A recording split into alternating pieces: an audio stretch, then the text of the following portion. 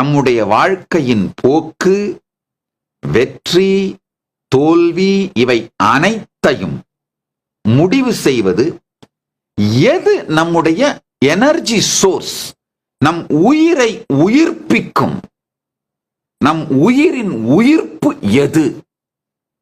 ஆழ்ந்து புரிந்து கொள்ளுங்கள்.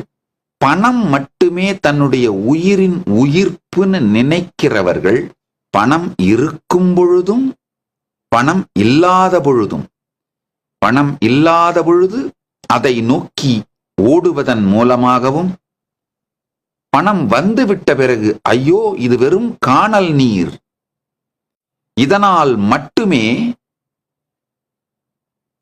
வாழ்க்கை முழுமையடைந்து விடவில்லை என்கின்ற தெளிவினால் வருகின்ற வெறுமை, இதில் சிக்கித்தான் அவர்கள் வாழ்க்கை முடியும்.